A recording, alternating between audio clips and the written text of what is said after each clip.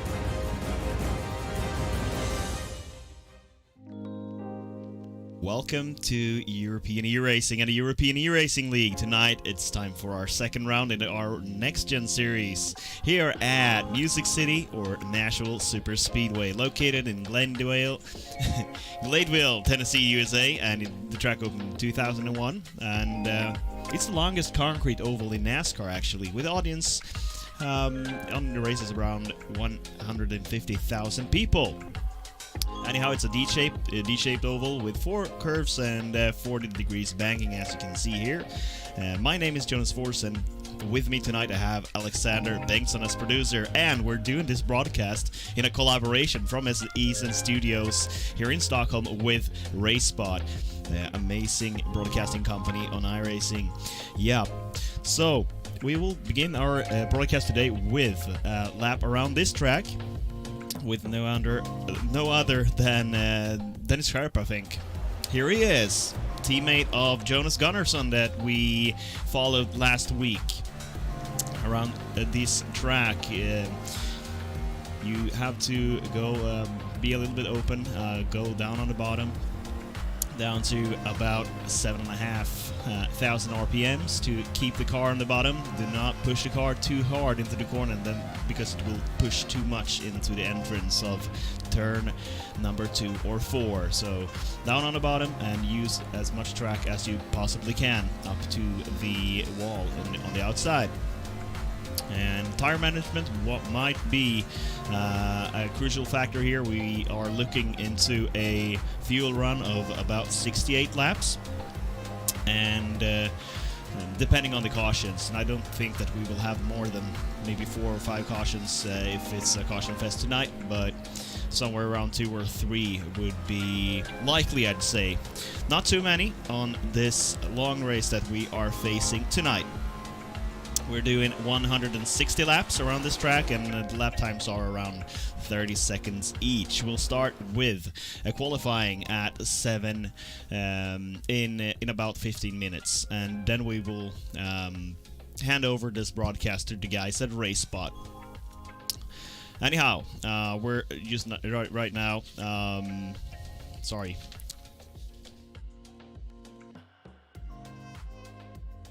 I got some messages in my ears right now.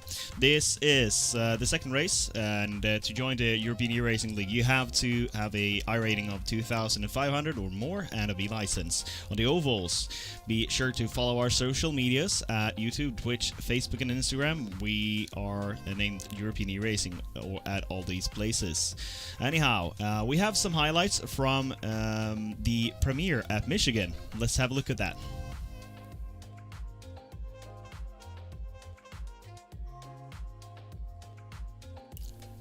Yep. To the European E-Racing and the European E-Racing League. Today we are hosting the premiere of the EEL here at Michigan International Speedway. It's a late start from Andreas Selander, which is highly chased by Arlson in behind. No cautions yet, even though there it is. Shouldn't have said anything. Commentator's curse there. And we're having a caution right now. And it looks like it's a team deal. Behind it's number 52 and 64. Thomas Coroni. Right now, Kevin Adam is the only car that... And then we have yellow flag. Multiple cars involved. Drifting. Behind number 9 of Leitner. And it's a really hard hit in front of us. And there is the big one. Ovinen is hit. Number 64, Kapal, is out. And it's a push from Lukomski at Kapal, causing the big havocs here. And then multiple cars involved. White flag is out. And the race is official. Adam in 4th, Star in 5th. Here comes the last straightaway. Dominik Lukomski, high or low? He's looking high and he's going high. And with him is Kevin Adam, who's looking low for 3 wide here to do something and it's contact in the last corner. It's Lukomski collecting number 99 of Søren Nasban, but the winner here is Oystein Walsh for Alkintec NHR by SimLab here in the premiere at Michigan. Congratulations to the Alkintec gang and to Walsh himself for taking home DW here in the premiere of the European E-Racing League.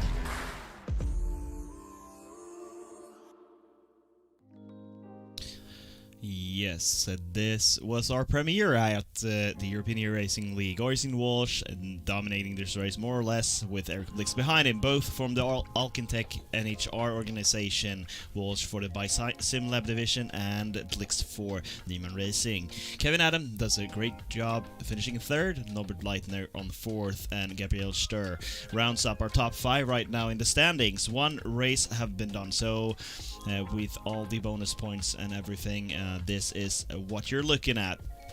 So Alcantech, the leading organization right now in the team standings. We will soon have a picture of that too. First, let's have a look around our top 20 here. So Marcus Hogman is on 11th place right now, and Andrew Rose for Wannabe. Wannabe has done a great premiere too, from the Wannabe SRT gang, both the black team and the yellow team.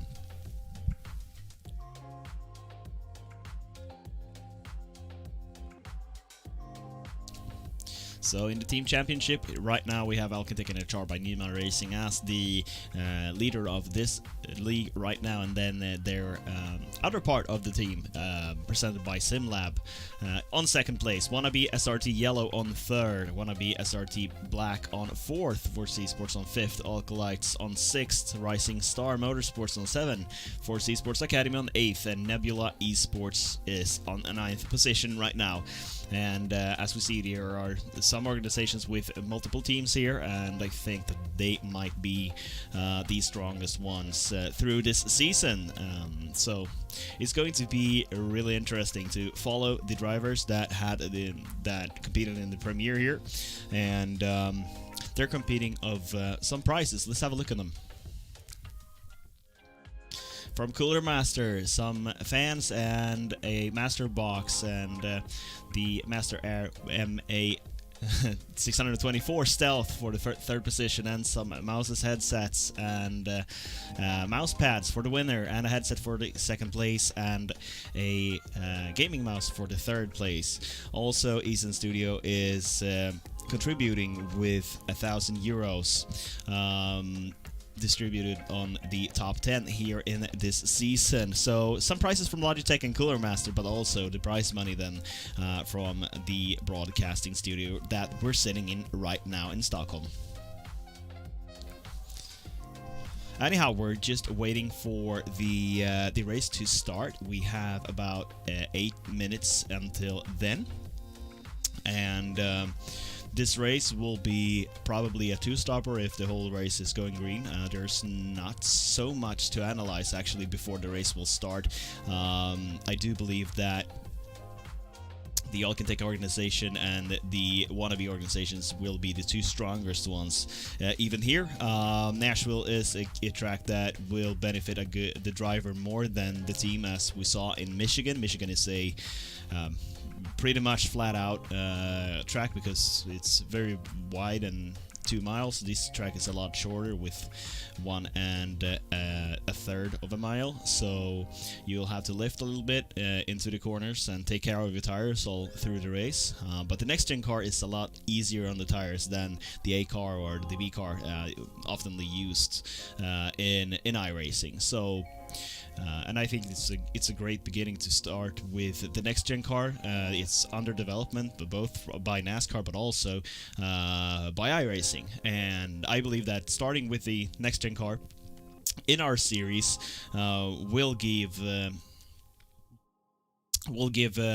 drivers from Europe a little bit step in front. Anyhow, we'll see in what will happen later on this broadcast. See if we can get some pictures from above on. We'll see.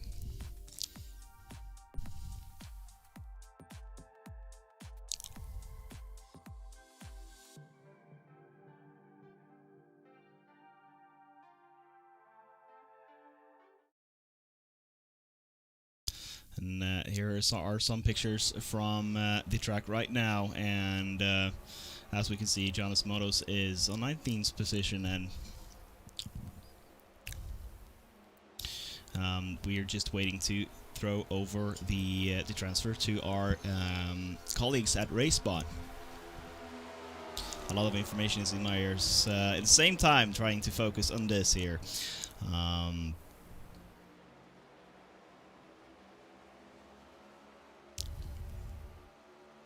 With us today from RaceBot, we will have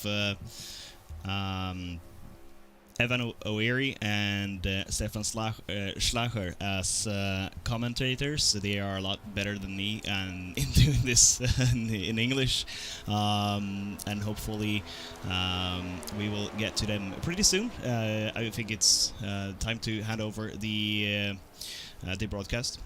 We were waiting for the sound from them right now.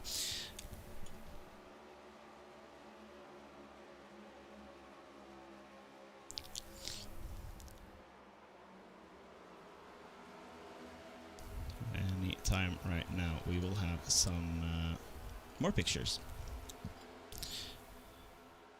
We right now Antiterro is the fastest car on track. Norbert Leitner is running second, and Kevin Adam as in third. Linus Broström fourth, and Dominik Lukomski at fifth right now. Cyril Nostobaum is on sixth, and Alexander Arolsen on seventh. This is just a practice, so we're just waiting for the last 5 minutes before we will have the qualifying here at Nashville. Robert Arling is one of the new drivers who recently got his rating up to race in the European E-Racing League, something that he's been working on a lot in the last couple of weeks. Will be really interesting to follow even also.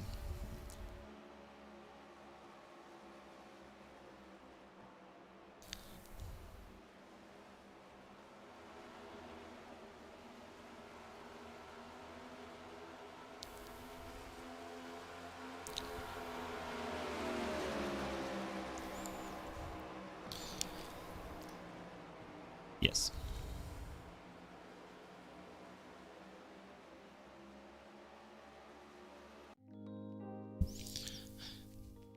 I'm getting some messages from my producer right now that we will have RaceBot on air in just a second. Are we ready, Alexander? In about 30 seconds. So, and that's everything that we have actually from our studio here in the beginning, and there's not so much to talk about. We had 20 minutes to kill, and I think we've done it. We will still continue to see me in face right now, and let's see if we can get some data. They kind of can't see the live timing either. Can we get pictures from the race, Alexander? All right.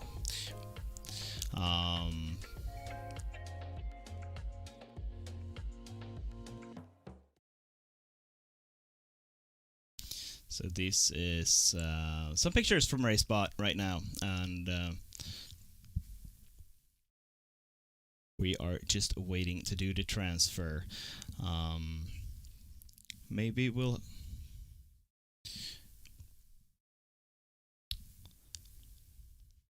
Yes, and we'll take a short little break, and we will be back with the full broadcast from RaceBot.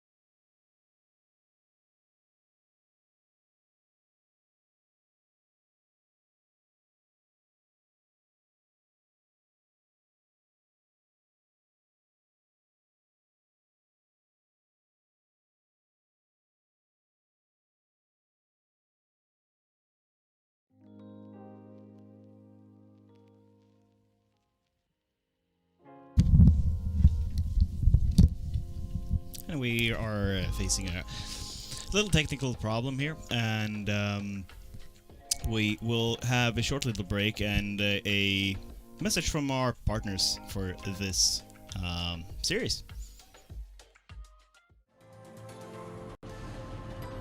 We've been waiting for this moment. Generations of innovation all coming together in one place. The pedigree of more than 70 years of NASCAR Cup Series history, from the past to the present, from Petty to Earnhardt to Elliott. Today, there's no more waiting. The future of NASCAR is now. Drive the next-gen cars today on iRacing and step into the next generation of racing.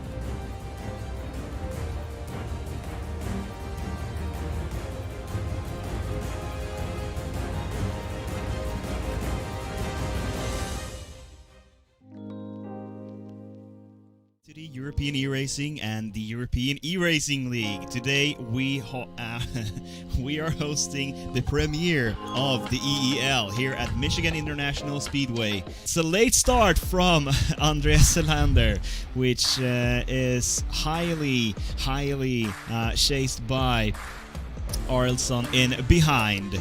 No cautions yet, even though there it is. Shouldn't have said anything. Commentator's curse there. And we're having a caution right now. And it looks like it's a team deal behind. It's number 52 and 64. Thomas Corona. Right now, Kevin Adam is the only car that. And we have yellow flag. Multiple cars involved. Drifting.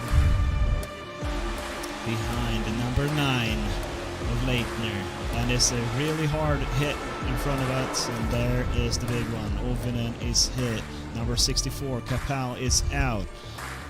And it's a push from Lukomsky at Kapal, causing the big havocs here. And then multiple cars involved. White flag is out. And the race is official. Adam in 4th, starting 5th. Here comes the last straightaway. Dominik Lukomsky, high or low? He's looking high and he's going high. And with him is Kevin Adam, who's looking low for 3 wide here to do something and it's contact in the last corner. It's Lukomsky collecting number 99 of Søren Nasban, but the winner here is Oystein Walsh for Alkintec NHR by SimLab here in the premiere at Michigan. Congratulations to the Alkintec gang and to Walsh himself for taking home the W here in the premiere of the European E-Racing League.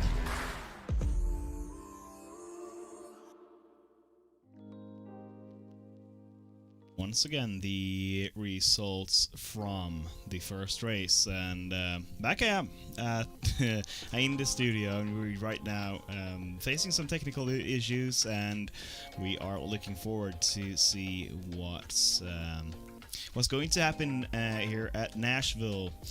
And since we've talked a lot in the beginning, there's nothing really more to say about the track. I've tried to do some laps myself on it, and as we see a car going on the grass there into the pits. Anyhow, it's a really interesting track because it's quite fast with these cars, and the draft will play a role. And if you get 1 or 2 or 3 cars from the same team in up top on this track, it will be really hard to pass for the first person. We saw a lot of action from that in the Monday broadcast. The Thursday broadcast we had here at East, and the cars seem to the racing will be a little bit more open than the race we saw, the pack racing that we saw in Michigan. So that's 2 of the differences that we will face today. And the next gen car is, some might know, under development by NASCAR. It has been a co-development between iRacing and NASCAR have been collaborating with the makers and the larger teams and organizations of NASCAR to make this new car. Some of the differences with it is that it has just one lug nut. That will have been a little bit of a hot topic for the fans of NASCAR. People are afraid that NASCAR is building a GT car of the old stock car racing cars that we've seen earlier. The rear end axle is independent on this car, which is not on the older cars. They will still be using the older technique on the Xfinity cars and trucks and Arca for a couple of years to come. But in the Cup Series from next year and beyond, they will be using the next gen cars with individual rear ends. And this is one way to make the car handle in a better way. It's opened up a lot of more opportunities to set up the car technically, and probably the car will be a little bit easier to handle on the road courses. And since NASCAR is trying out more and more road course racing, people have been talking about that this next-gen car might be involved in the IMSA racing, but that's just rumors for now. We don't know anything until this car are on track, and how many teams that actually are buying this car. And the combined development with iRacing will follow, and I believe that NASCAR will try different kind of downforce packages on the cars right now on iRacing. It's a high downforce package with a kind of a low horsepower input, and I don't think that iRacing and NASCAR will rise the horsepower too much, maybe 20 or 40 horsepowers during some tests, but on the other hand, the downforce will probably be altered from track to track, and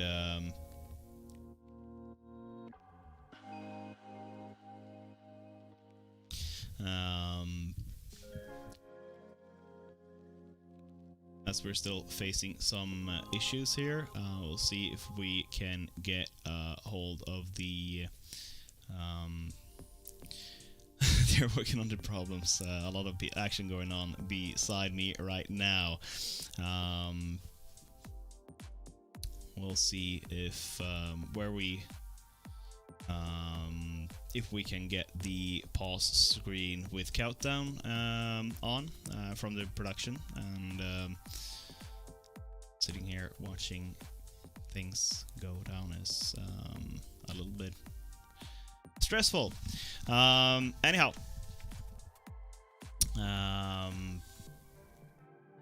we'll see if we can get the pause screen going, Alexander.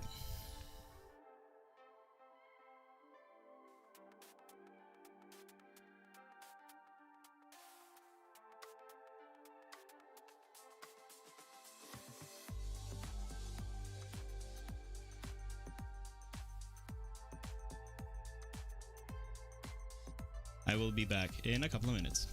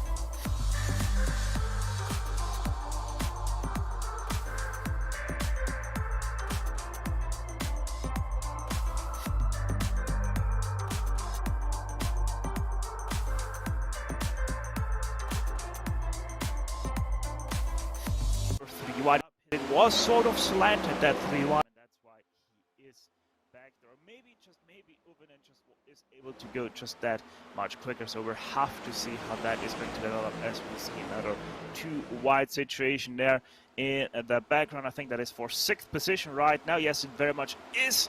And that was also a little bit of a slide from the outside car. Yeah, Luka Muski and Leitner can't seem to leave each other alone in this race. They've been side by side for at least half of the laps that we've been on so far. It's a good run around the outside for the Toyota this time around, though, and he's going to get the slipstream down the back straight as well. So he could well take the position. And speaking of taking positions, Nussbaum has just done that, and he's taken the lead away from Tony Uvinen again. So exchange of positions going on here. Certainly Uvinen marched up towards the front of the field. He was very strong, but not able to hold on to the lead. Yeah, so really interesting. Nussbaum able to find his speed once again. He did not lose any more time. He now continues to be in that 30 mid-range. But Uvinen, I think he had a little bit of a slide because that was only a 30.9 last time around for the 84 driver. So we'll have to monitor also that kind of thing. Meanwhile, we have side by side for 10th place between Stör and Amasia. 31 has the inside.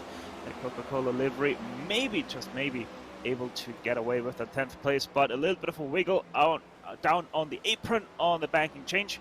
That is going to demote him even 2 positions, as now also Broström on the outside is going to be able to take it over.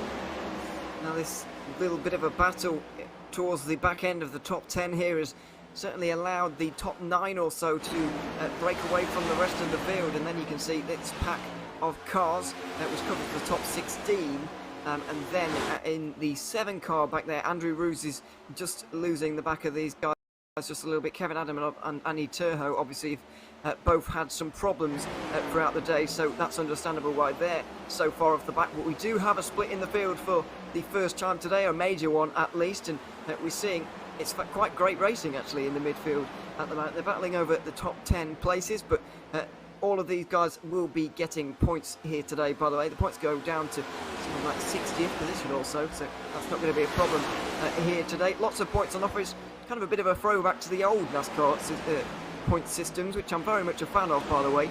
Hopefully it can produce a good championship for us. But yeah, a lot of points on offer, and these guys fighting very hard for them, even though there's only 3 or 4 points on the line right now between these guys. It's so early on that you just got to go for it, whatever position it is. Yeah, most definitely. And, we continue to see these guys fighting extremely hard for every single position that they can get. Right now, there is a fight here for the back end of the first group between Solo and Toika, as they continue to be too wide. And it is really incredible that these guys continue to fight so hard right now, knowing that they have to save their tires ever so slightly at the very least to be able to make the numbers that they require. So a little bit interesting in that part, but also at the same time they're fighting so hard with everybody that everybody isn't able to save tires, and there it comes in, who can manage their tires the best while still having to fight for every position.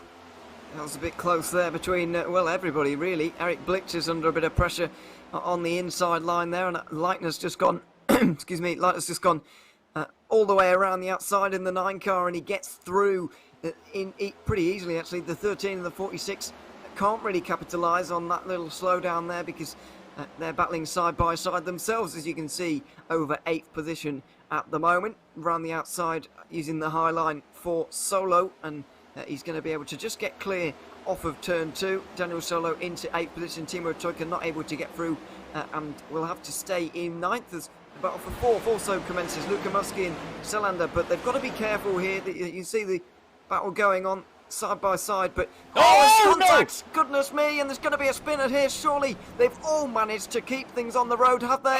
Selander's into the barriers. There is the hard hit into the wall. There's the caution flag, the first of the day. A very, very long-winded crash, but I'm afraid it's not turned out very well for Selander. He's going to be severely damaged in this one, and here it is. Yeah, just ever so slightly drifts up the road, and in reality he loses it on the grass there to the right side, and that's what made him crash in the very end and bring out that yellow flag. Yeah, outside car was holding their lines, and I'm just ever so slightly creeping up the track, and on the grass, as you're able to see, no grip whatsoever for these NASCAR Cup cars, and that's exactly what caused it. He just wasn't able to recover from that very slight slide that it was having on the grass, and that's why he shot up the track into the barrier, and they had to bring out that caution. I have to say, great driving as well from Norbert Leitner in the 9 car, because he was right on the outside there, holding his line as you mentioned, but he did get clobbered just a little bit, and held on very, very admirably to that car. So yeah, fair play to him, because he was in big trouble, to be honest. Pit lane is open right now, but with only 4 sets of tyres on the day, are they going to take them? Well, there's a bit of a fake and a bit of indecision from our leader, Cyril Nussbaum, but he comes down pit lane, and it looks like pretty much everybody is going to follow him at this stage, waiting to see if anybody is going to risk it and stay out. It doesn't look like it. The entire 19-car field is now on pit lane, and Stefan, it's all about hitting your marks right here. Make sure you do not have to reverse. Yeah, exactly, and it's also important to hit exactly the spots where your tire changes are positioned. So with Zero, by the way, this was a little bit of a test from Zero. He did dive into pit lane and made a small wiggle. Oh, look at that! 2 tires, maybe there. 2 tyres. It must be from Gabriel Storr. He was 10th position on the entry to this, and that's a very good race off pit road between those three wide over the line they go, but it's going to be Gabriel Storr who's going to take the lead out of this one. The only 2 tyre change other than Yenis Modos as well, who's done a shorter pit stop there. We've got a few longer ones in the background. For those not inside the top 13, they've decided to take some damage repairs here in this one. So 2 tyres, maybe even no tyres in this one. We'll try and get to the bottom of that one for you, but it's an interesting call, and this early on it's not a bad one because 4 sets of tyres for a 160 lap race. It's pretty simple maths really. 40 laps on a set of tyres, you know, that's not really going to work because we're only 24 laps into the race, so it might not be a bad idea. Yeah, it might not be a bad idea. So 6 seconds, 6.8 seconds by the way, Gabriel Storr was stationary, so really interesting how that's going to develop. We're pretty much right away going to see if it is a no tire or just 2 tire change for him, as the 55 of Janos Modos now into his pit stall. Seems like that is also 0 tires for that driver. Either way, it's going to shake up this field quite heavily. It's a second pit stop there from Modos there, which I'm a little bit puzzled about.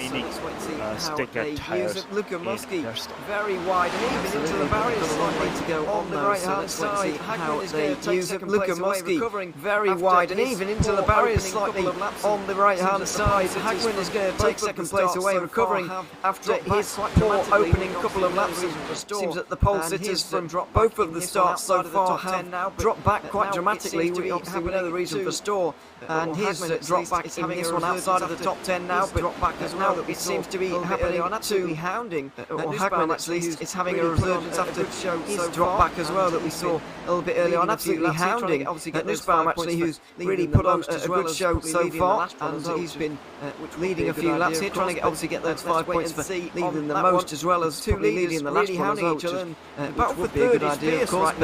Let's wait and see on that one. 2 leaders really hounding each other, and the battle for third is fierce right now, and this just leave them in danger of letting those front 2 get away. On the left side now, back to I'm just also continuing to have an eye down in down for Stör there on the left side. Now back to 15th place already lost really is around the Nashville to Nussbaum and Speedway. That is just how much of a tight drop of them really is around the Nashville Speedway. So really seems to be a bad decision to not go for 4 fresh fighting tires in that first restart, but still 130 laps to go. The fighting continues to be on. How is that going to play into his hands later on? He has certainly saved a set there. That's the crucial thing. He saved a set at least. So how is that going to play into his hands later on is the question. It may look pretty bad right now, but how is it going to look later on in the race is the question. Luka Muski, fastest lap around last time on lap 30 there, so he's clearly going fairly quickly, but he is in the slipstream and the draft of that sort of cars in front him out battling side by side either, as much of the rest of the field actually are here, so that's got to be helping him out at the very least, as we continue to watch these two battling cars coming over the line right now, the 33 and the 31 of Massier and Gunnarsson back end of the top 10, but jumping up further forward, there's about a second, which is a bit more important. Tony Uvenen trying to march forward again. Not a great pit stop, I have to say, but we know how good he is at going through the traffic, because it didn't take him very long to get to the front last time. It cost him so much because his pit stop was... Yeah, it actually was the pit lane traverse that did cost him so much because his pit stop was actually 6 times faster than the one of Hagman's. Just his pit lane time was so much slower than everybody around.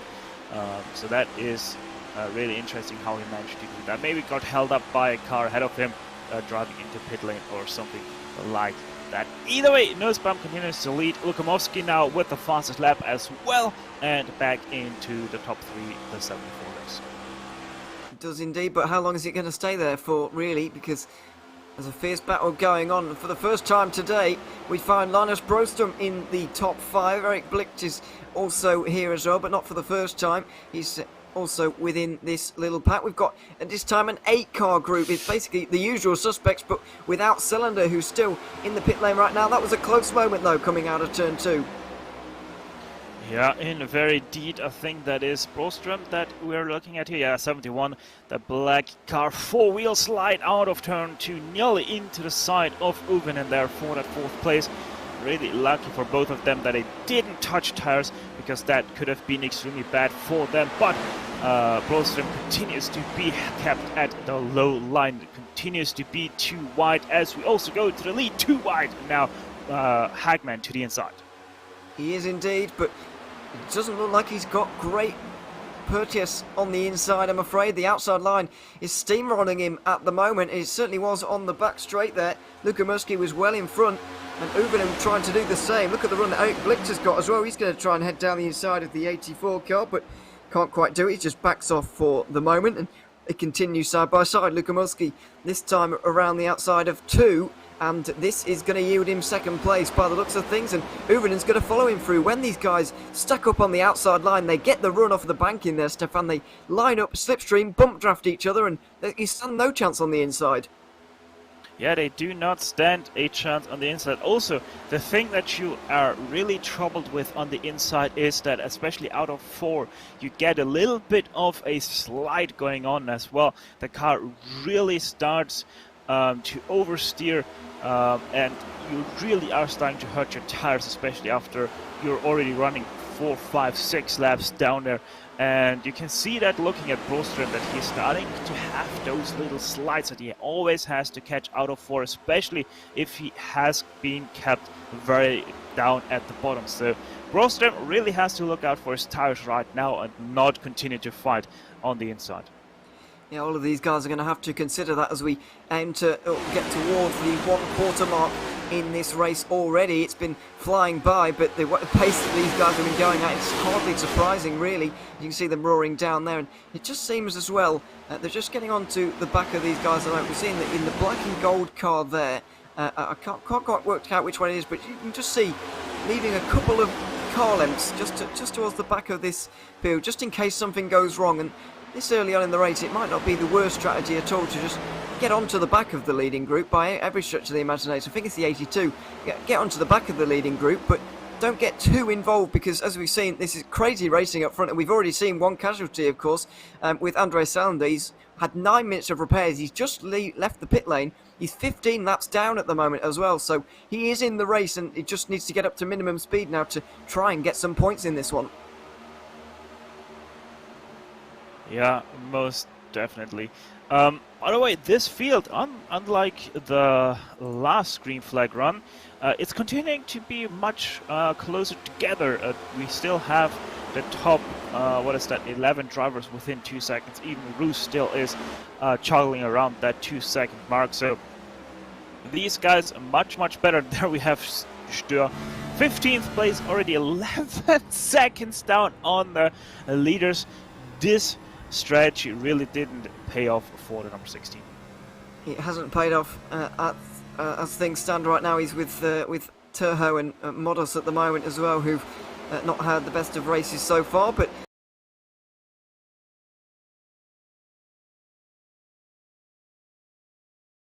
shuts the door on the exit of 4 and continues on in what is 9th place right now. Gunnarsson has been demoted to 10th. Finally, for the first time in this race, it seems, we've got single file in this front group. It's been crazy side by side the entire time, and finally, after 40 laps, these guys have finally decided to fall in behind one another. Yeah, and that is exactly the reason why we still have such a large front pack. It is because they are not fighting as hard as we have seen in the first portion of this race. By the way, with the completion of lap 42, Salander, the 140 under Salander, finally is officially, I think, now down out of the race. No, actually, sorry, he's still racing. My bad, he's 15 laps down. So if he goes down another lap, he is going to have to park it. So he really has to find good speed in that car. He does indeed, and he needs to try and find a few wave bars as well to give himself a little bit more comfort in that one. But you can imagine his car's going to be quite damaged even after the repairs that they have affected. 9 minutes on pit lane in his pit box there to repair things, and we don't have any of that stupid crash clock rule in this series, thankfully, so we can still see drivers in the race after these accidents, which is, I think, is a good thing, as we're looking at a very in-depth view of one of these Toyotas, because Paul Mazir is giving a big bump draft to Timo Teucher into 6th position. It looks like it's worked for the moment. These two Toyotas just pairing up on the inside line there, and that's kind of what you need to do, really. Bump someone else out front, and it does tend to help you gain a position as well. And that was good teamwork from the two of them, even if they're not officially teammates, so they're just driving the same manufacturer, but they were working together well there. Yeah, but I think at least it was always the case for me when I was racing in the NASCAR Eracing series.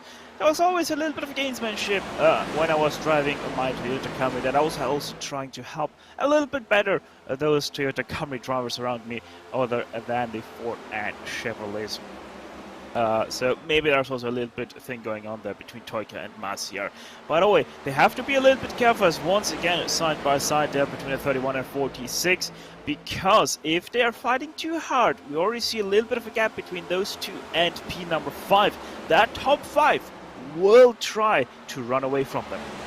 Yeah, they do have to be careful, and the guys behind these battling pair do have to be careful themselves as well, because the exact same thing could happen as this leading pack of 13 just stretches out a little bit more. It was a pack of 9 at this time last green flag run, and we're getting towards the amount of lap. I think it was around about lap 22, 23 when the caution came out last time out, and now this green flag run is going on for a good 22 laps at the end of this one, so we are certainly in a similar window to where we were before, but plenty away from green flag pit stops still, as we're almost free wide off of turn 4, very nearly in this battle for P3. Eric Blick deciding not to head all the way down to the apron to take it 3 wide, just pushing pushing Uven and trying to get into that podium spot, but not able to, and this is going to stack the field up behind and let the 2 leaders get away.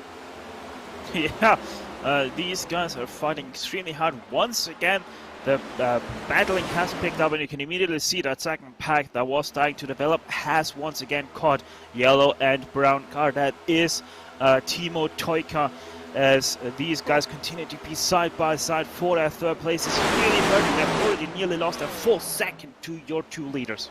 They have indeed, and it might be a gap that doesn't really come back under a green flag run here. Let's wait and see. This is almost a bit of a preview to Talladega, which we will visit at round 6 of this championship. It is complete pack racing here at the Nashville SuperSpeedway. Uvenen has finally taken control of that 3rd place, but Eric Blicht wants a piece of the action here, and Hagman's trying to fend him off. They're both trying to be pushed to victory and pushed to glory by Toika and Mazer, who are both stacked up in behind. Hagman going a car length wider than everybody else in this one, but maybe just a car length too wide there, and he lets Blicht in, and also looks like he's going to maybe even allow Paul Mazer to get involved, but that run off of the corner for Hagman has just got himself back up towards the front. He seems to be taking a very wide line through these corners at the moment, very high line, and he's getting a good run through the exits, but he's letting a lot of cars down the inside through the mid part of the corner, and now finally he takes control and they single file themselves out, maybe starting to realise the damage that they've just done.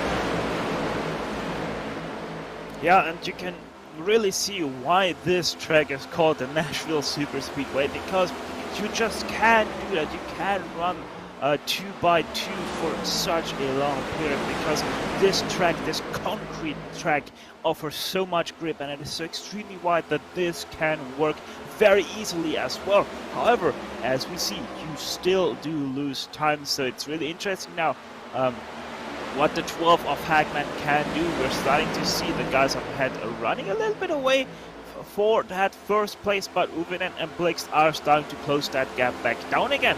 But for 6th place, it continues. Mazier and Toika continue to fight it out.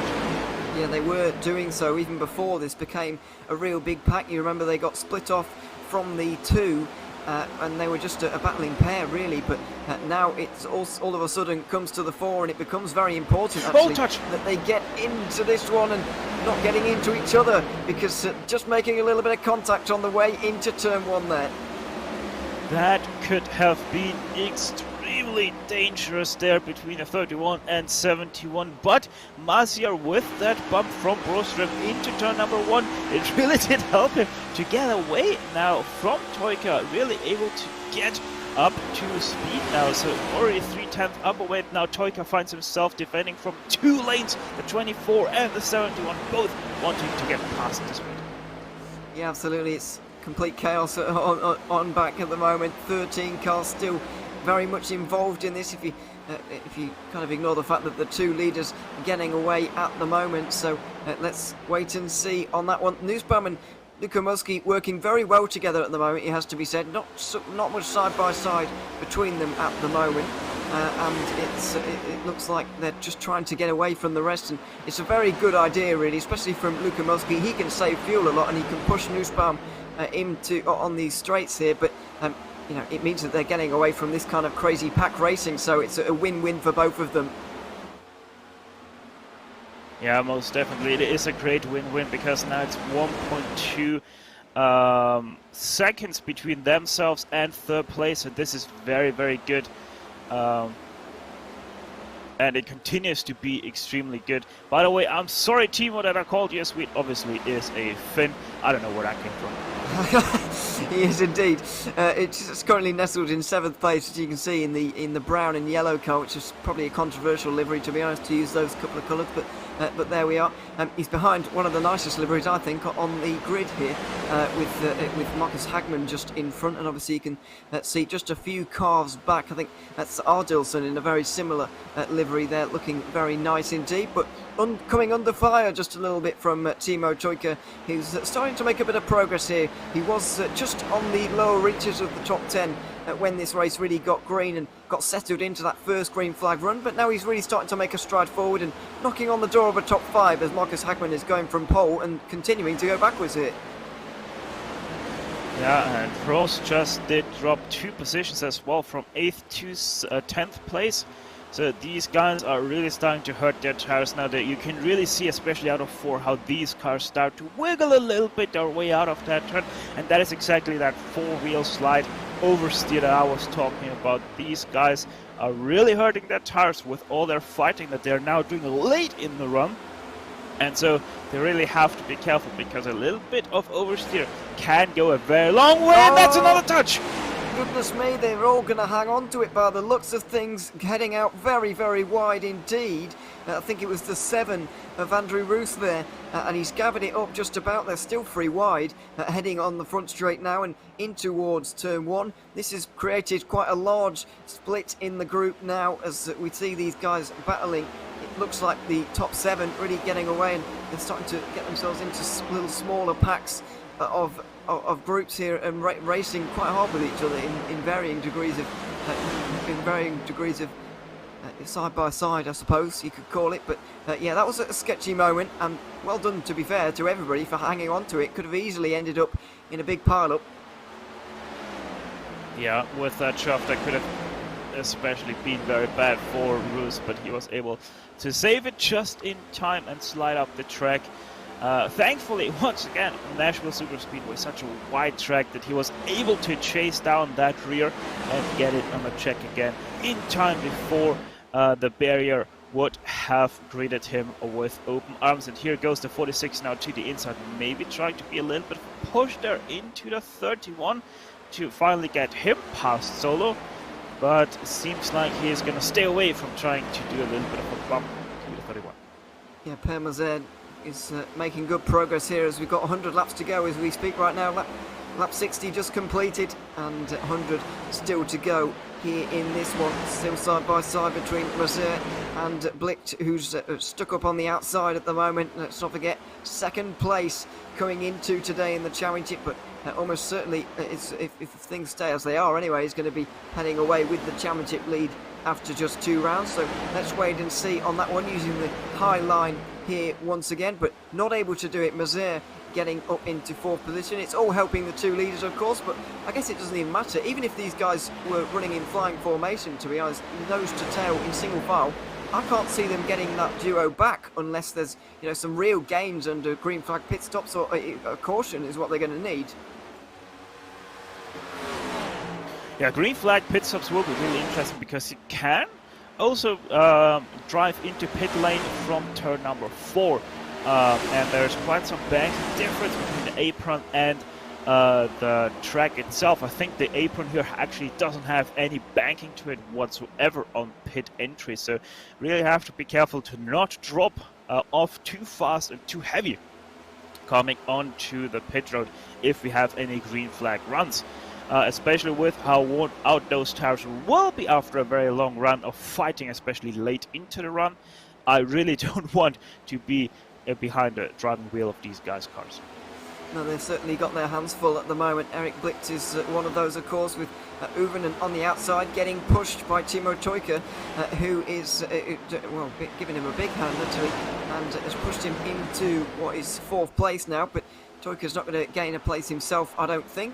Those guys behind have got a little bit organised now, with Aldilson, sorry, not Aldilson leading the group, Broström leading that group, and Hagman pushing him along right now. So they're getting quite organised, and it's quite good actually, because it means that this is completely going to reform. We saw this group's pretty much split down the middle, but now we've got a real big pack of pack racing, and this gap to the lead is just going to continue to grow, over 2.5 seconds now, and this is not conducive to really settling a margin. We're seeing the lap times, by the way, edge towards the mid 31s now, which is obviously not where we were before. We were under the 30-second mark before, so we're over 1.5 seconds down on where we were. Pit stops surely can't be too far on the horizon. They're more than 40 laps ago these guys pitted in. I'm not entirely sure how long they can go on fuel, but the tyres certainly are going to be screaming out for it.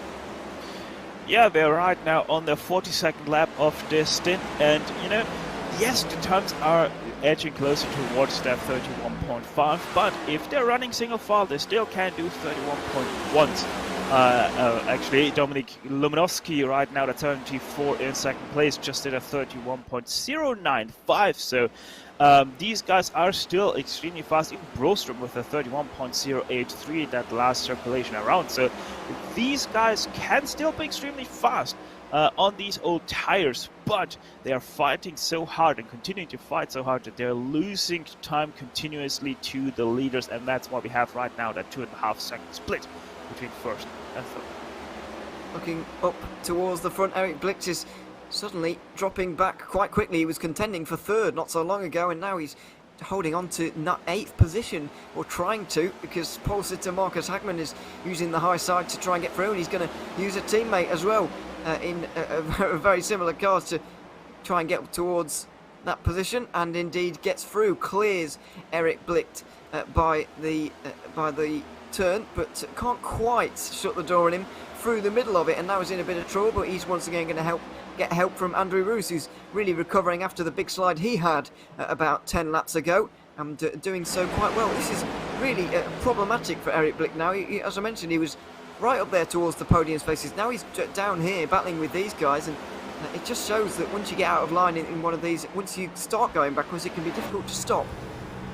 Yeah, exactly. The low line is the faster one. That is most definitely the case here, as Blicht now even in trouble of losing that top 10 spot. So he really is in trouble right now. But that also is because he was fighting so extremely hard, and maybe not used to fighting that hard here in Nashville, and that's why he was using up his tires more than his drivers around him, and that's why we see him drop right now. Or maybe just he has overworked them. They are a little bit hot right now, and he has to cool them off again to be able to once again attack us. There's a 3-wide situation. Good lord.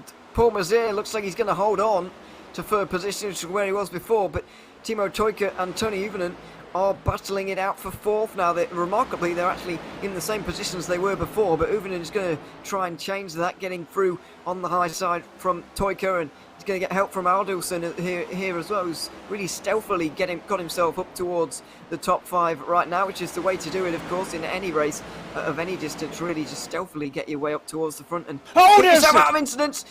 Speaking of incidents, off the road goes Tony Uvenen after such a great day. He's held on to it. He's sliding through the grass, but somehow we stay green.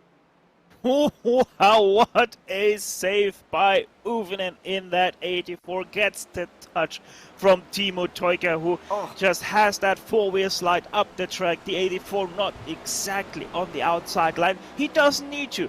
No way he needs to be all the way to the outside, but that was why Timo Teucher did touch him. There you can see that 4-wheel slide starting to happen. Just drifts ever so slightly too high, touches the 84. And what a save commences. Goodness me.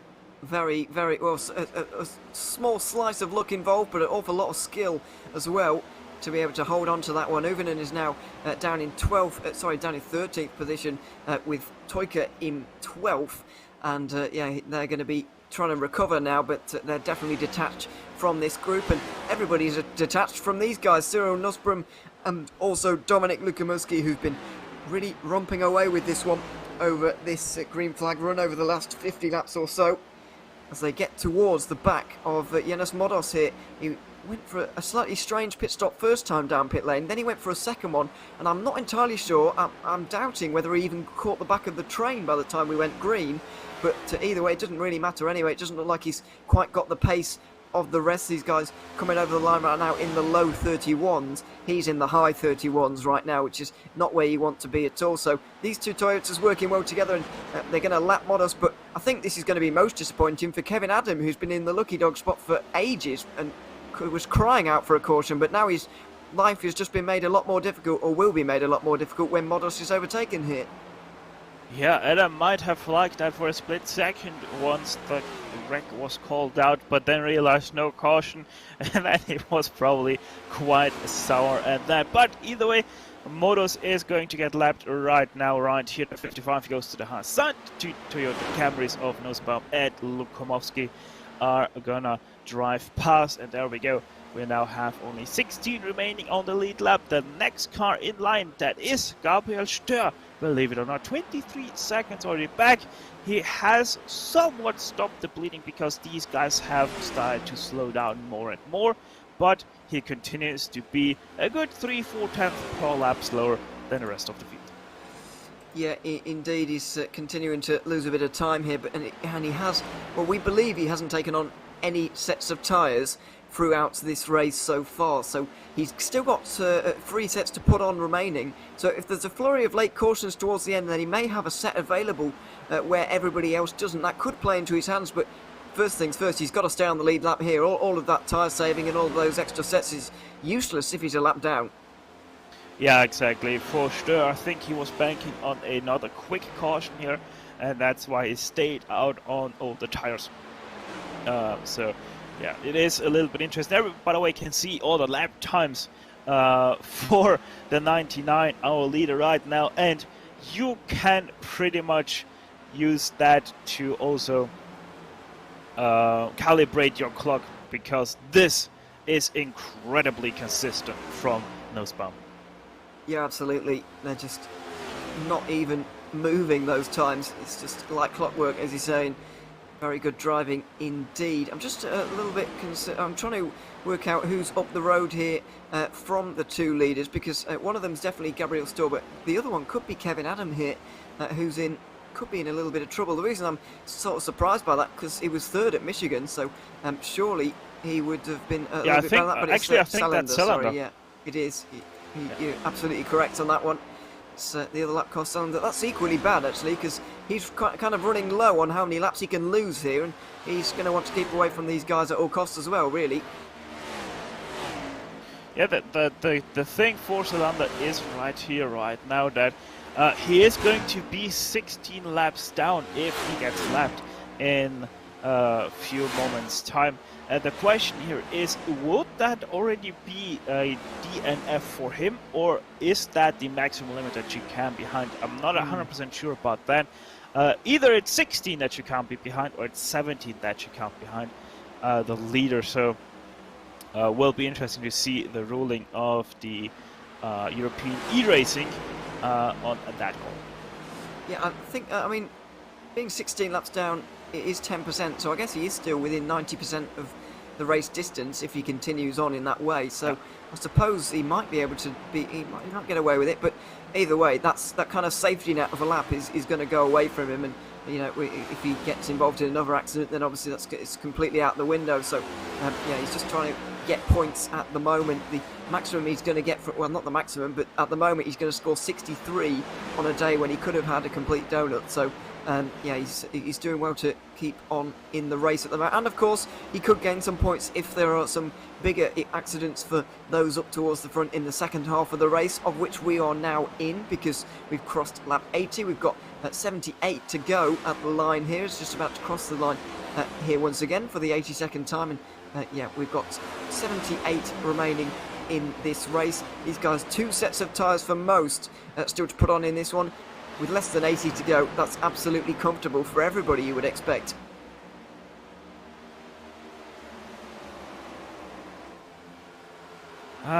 Question is, how much longer will those drivers be able to stay out on the fuel run?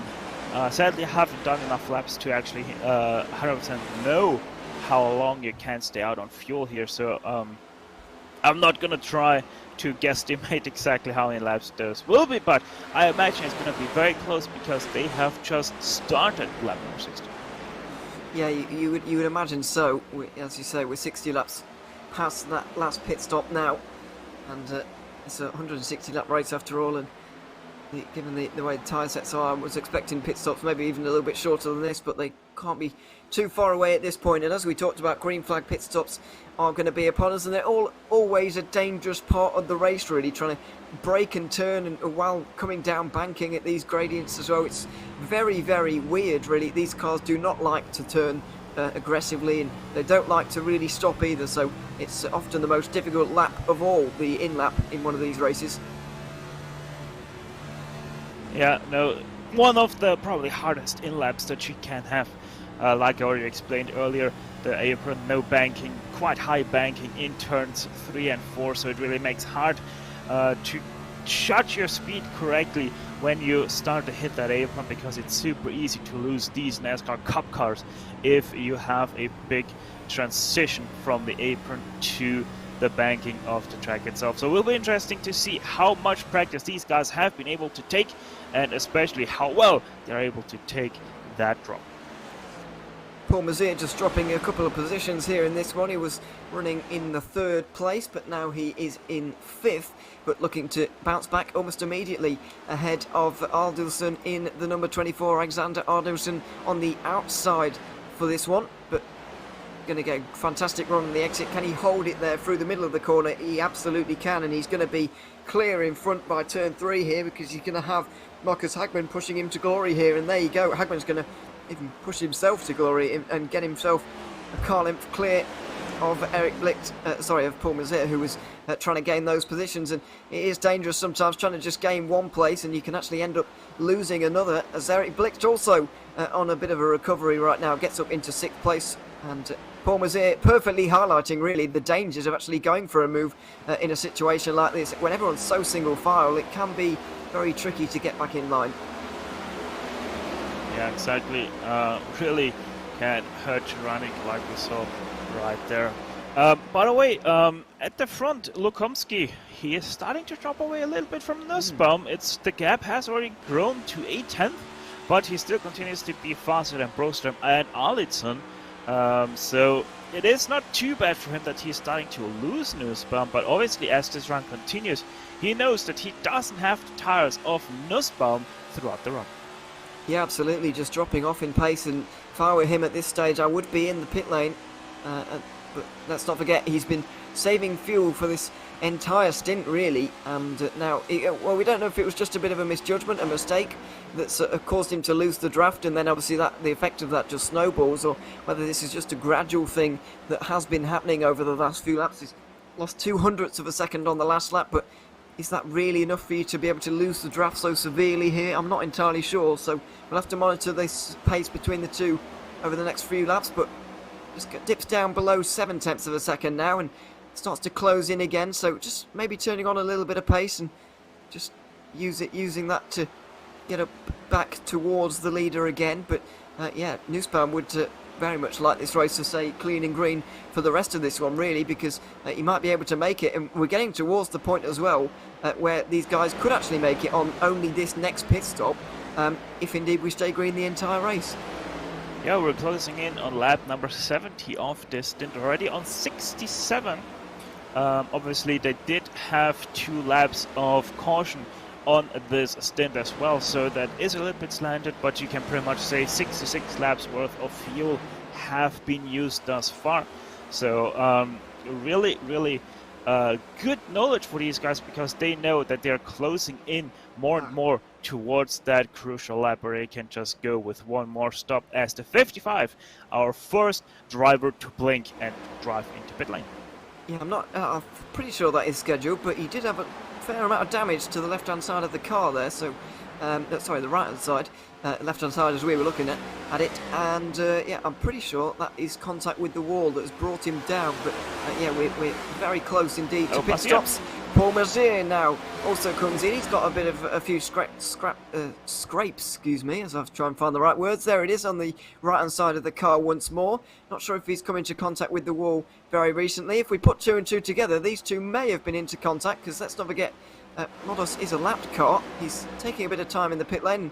Mazier was presumably in the similar sort of region, so putting 2 and 2 together, possibly those two could have been in contact, and Mazier, not too much damage to repair, but still.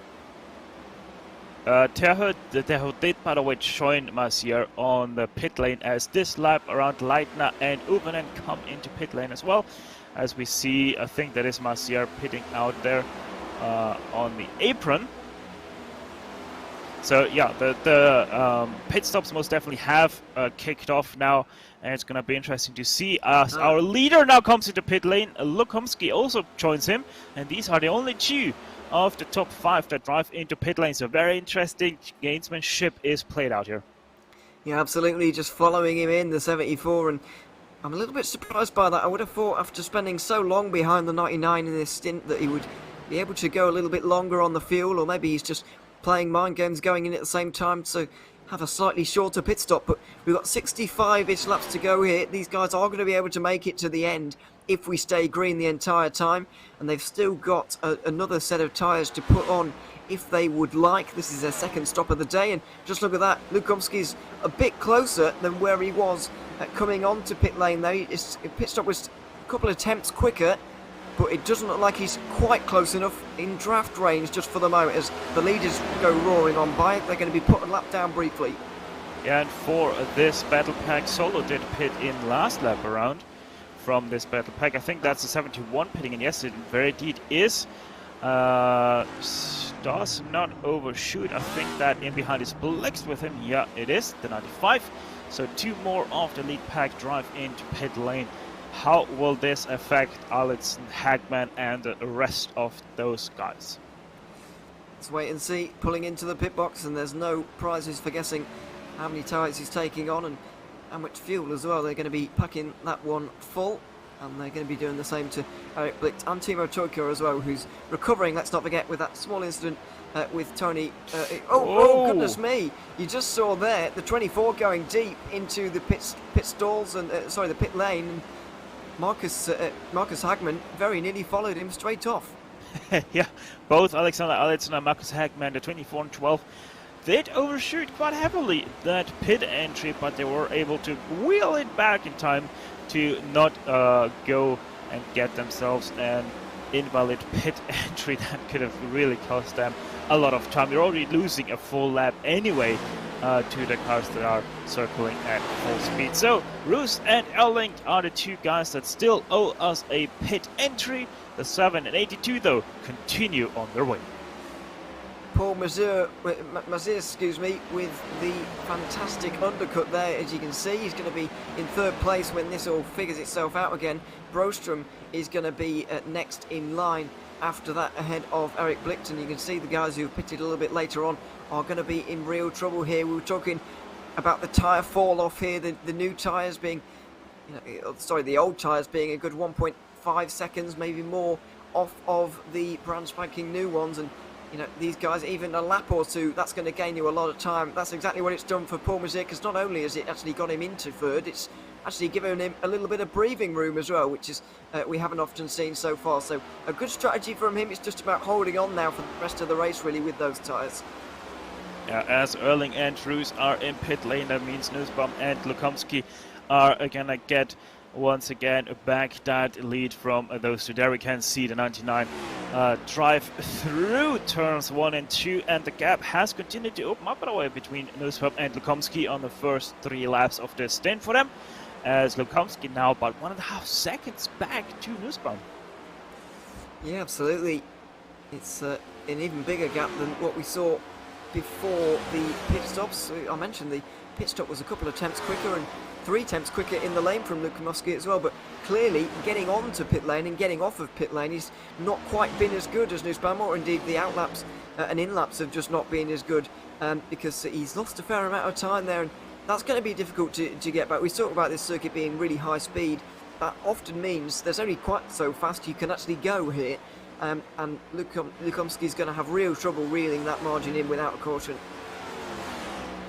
So that was, if I read correctly, 71 laps from Roos that he was able to drive on that stint. So very interesting numbers, as I think actually all of these guys are good to go till the end, because we have seen over 65 laps from these guys of runnage. So they are less than 60 laps to go already. With the 7 laps that Nussbaum has already driven, this is just about good enough for them to finish this race on just this stint. Certainly doesn't mean there's no battling going on up and down the order right now. Timo Teucher is in amongst it again, as he has been throughout pretty much the entirety of this race, recovering of course with Tony Uvenen, the 2 that came into contact, now working together really to get up the order, but Daniel Solo is trying to halt their progress as much as possible and squeezes Uvenen on the high line there, and this looks like it may well work out. They bump and barge just a little bit, and now it looks like Teucher might try and get a channel all of his own, but it's not quite going to on this occasion. He's going to watch on from behind as the 2 go dead even into 3 as well. They're getting very aggressive with each other and starting to lean on each other just ever so slightly, door to door between the 2, and Teucher decides to go with Daniel Solo on this one. He's got the high line and the long way round the well, not a tri-oval, but the kind of dogleg thing that you would call a start-finish straight, as they go door to door and slam into the door this time from Uvenen. That was a firm slap in the face, and he's finally decisively got that place now. And look at Timo Teucher, who went way down the banking to avoid any possible spins from that number 12, I think that was. 13 of Daniel Solo. Thankfully, it was needed though that avoidance, as he was able to save that quite nicely. But here now comes Andrew Roos to the inside of Timo Toika, and he is going to get away that ninth place with that little bit of fresher tires that he has over Toika.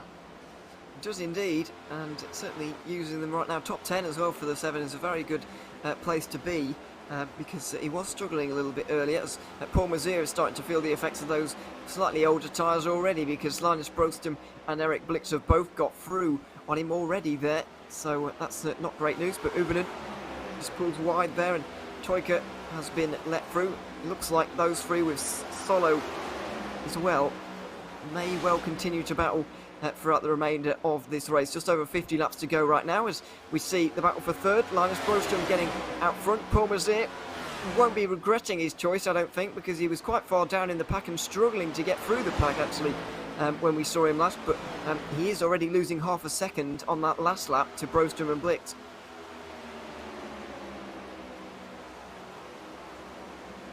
Yeah, this is really bad news. Oh, there's a little bit of smoke, I think there was in turns number 3. Maybe a little bit of internet juice that was running out for someone. But yeah, also Lukomsky, by the way, is continuing to bleed away from Nussbaum. Now 2.3 seconds the gap is. But the good thing for him still is that Brostrom nowhere able to go the same speed of the 74. So that second place, at least right now, seems to be very secure for him as well.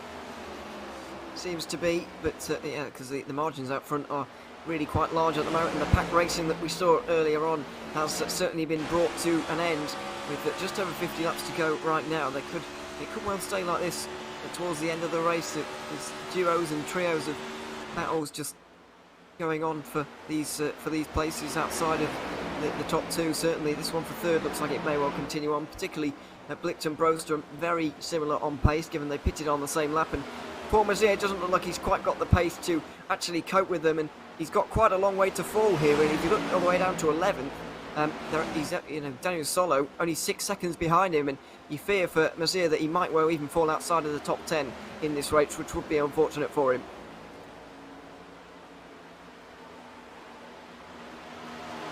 Yeah, Mazier is struggling quite a bit with his tires already. I mean, he is right now by far one of the oldest, or he is right now by far the oldest tire on his car around him, because Eric Blix, he is on his 13th lap, Alexander Arlitzen is on his 12th lap, and Paul Mazier right now already on the 17th lap of his tires. So he is really starting to get into the point where the tires aren't fresh anymore, where they're starting to slide, where they're starting to really heat up, and not lose that heat anymore down the front and back stretch. So he's really starting to feel that he has to change his driving style a little bit because of that, to roll a little bit better through the turns, let that car in general roll more in and out of turns as well. So it is a little bit of a change that you have to do in driving style, but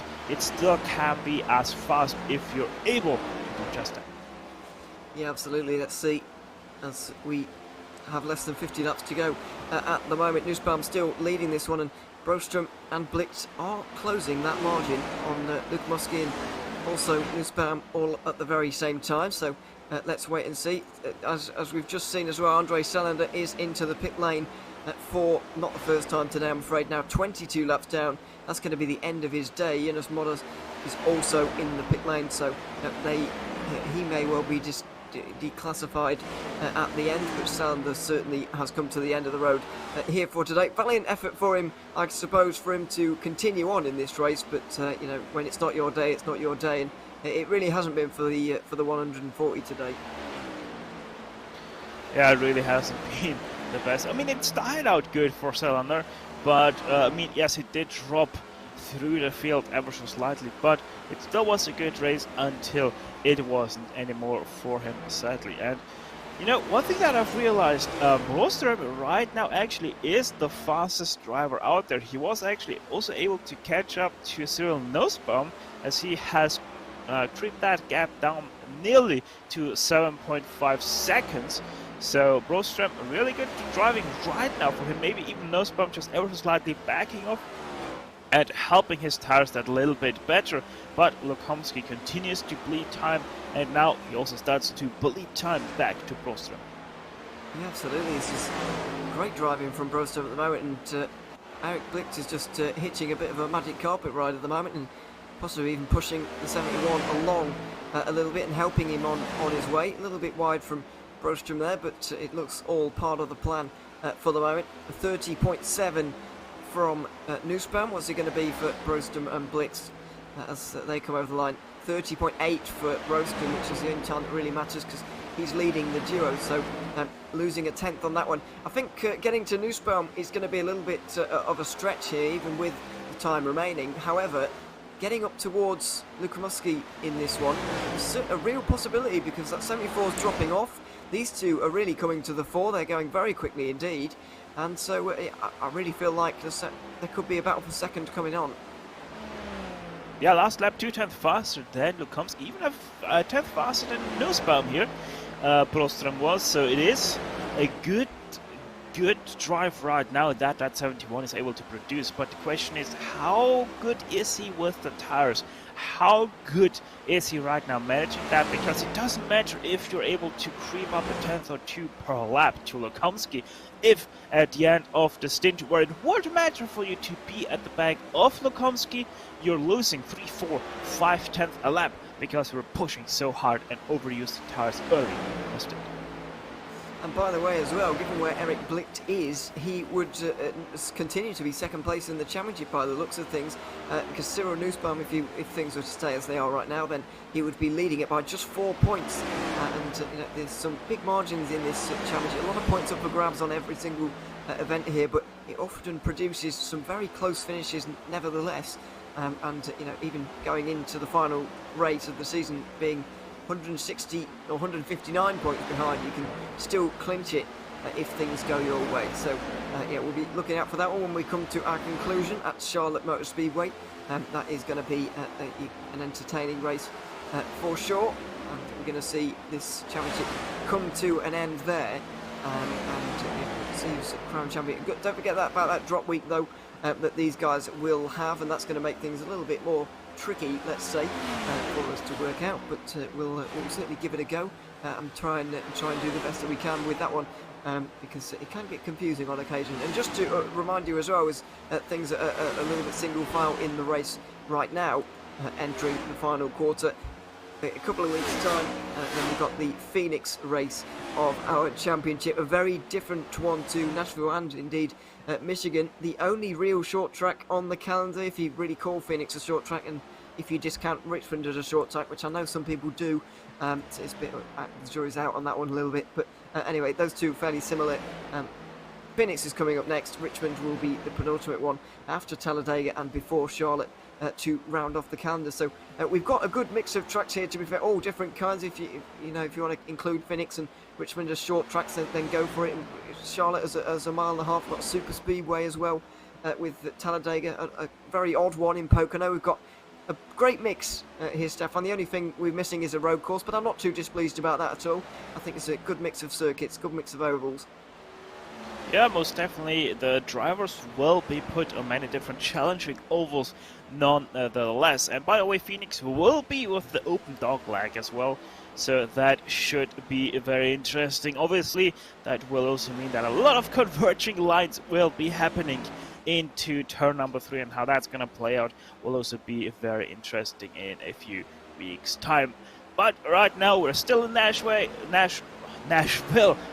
on the Fairgrounds Speedway, and Lukomski continues to lose time, and he's really starting to bleed time right now, as Broström continues to be 1/10 to 3/4 even faster than Lukomski. So now that Lukomski lost Nussbaum right ahead of him, he really seems to struggle with consistency.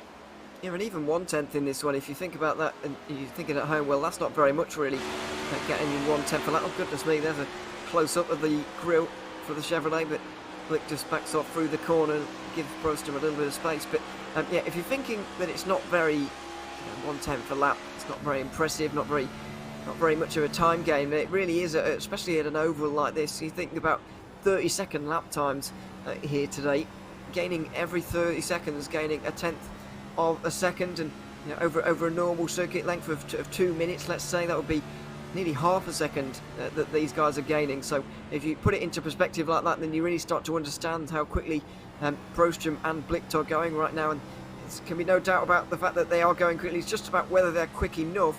I think they might just about make it there, but 36 to go. They're not going to get to the lead, I wouldn't imagine, without caution, but Lukomski's definitely going to be looking in his mirrors here, and they could be banging on the door a little bit later on. As we get towards the final 10 laps, it could really be on for second.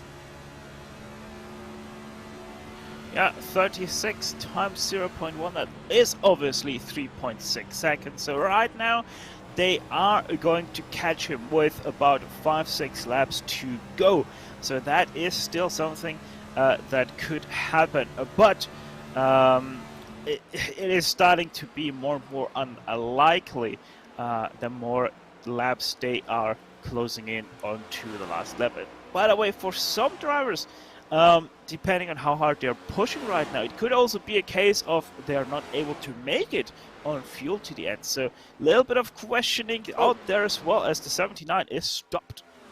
Kevin Adam, that is, and he's back to the pit lane. I'm afraid not entirely sure how he's ended up there, but the man who was third place last time out is not going to be anywhere like that now, because he has retired, well, possibly retired from this one.